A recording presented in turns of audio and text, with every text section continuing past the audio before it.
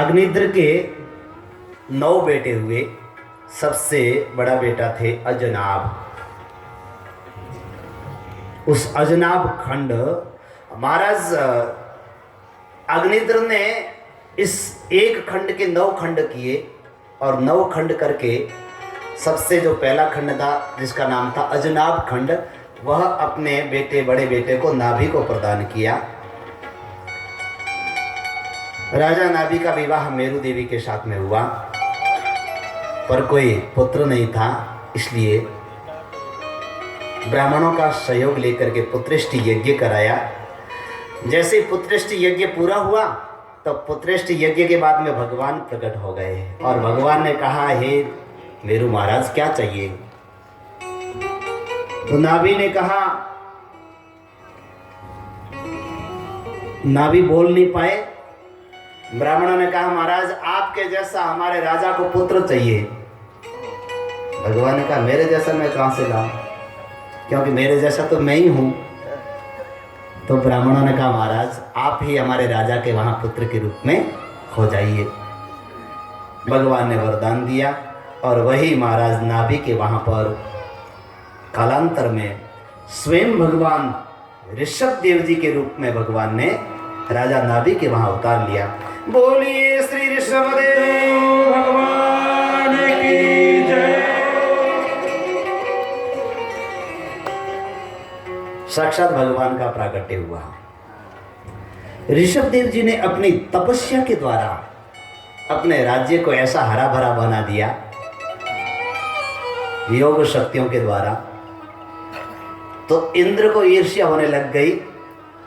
बोले, ऋषभ देव मेरी तो आवश्यकता रखता ही नहीं है। तो इंद्र ने 100 वर्ष तक वर्षा नहीं की,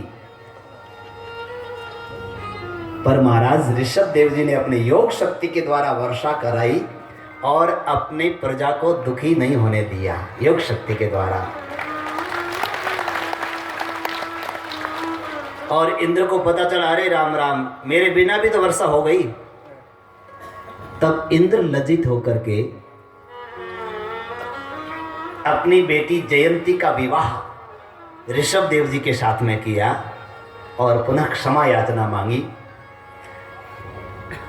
ऋषभ देव जी को 100 पुत्र उत्पन्न हुए, जिसमें से सबसे बड़ा था, उसका नाम था भरत। ऋषभ देव जी ने भी अपने पुत्रों को बुला करके बहुत सुंदर उपदेश दिया। कहा, बेटों, नायं देहो देहभाजा नृलोके कष्टं कामान् रहते विडभुजांगे।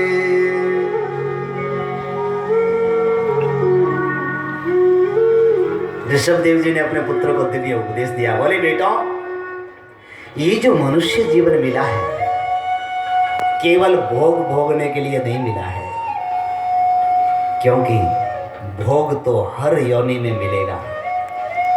पशु पक्षी कीट पतंग हर जगह भोग मिलेगा।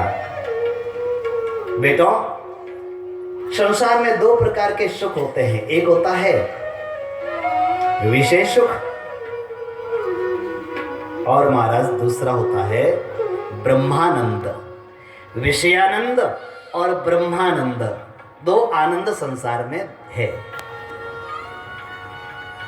तो विषयानंद तो सबको मिलता है, पर ब्रह्मानंद मनुष्य के सिवा और कोई भी प्राप्त नहीं कर सकता है। और ये जो मनुष्य जीवन है मोक्ष की चाबी है। जो व्यक्ति लंपट पुरुष का संग करता है तो वैसा बन जाता है, और कोई एक व्यक्ति अगर संत महापुरुष का संग करता है तो वह सज्जन बन जाता है। बेटों, ध्यान रखना, तुम्हारे अपने परिवार वाले साथ में ज्यादा चलने वाले नहीं हैं। गुरु वह गुरु नहीं है जो गुरु अपने शिष्य को मुक्ति प्रदान कर ले।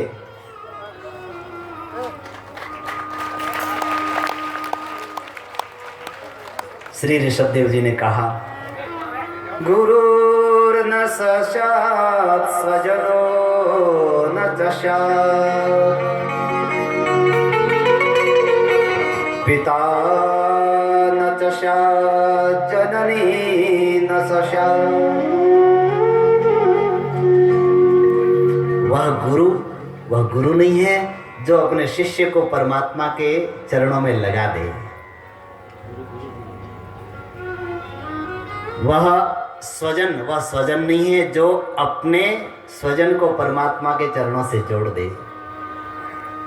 वह पिता नहीं है जो अपने संतान को भगवान से दूर करे।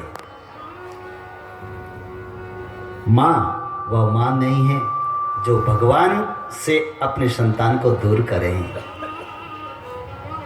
ऐसा कोई हुआ? हाँ भाई, ऐसा हुआ है। जिस समय मीरा जी ने घर छोड़ा तो सब लोग ताना मारने लग गए, बोले मीरा तुमने अपने माता पिता को छोड़ दिया, अपने परिवार को छोड़ दिया।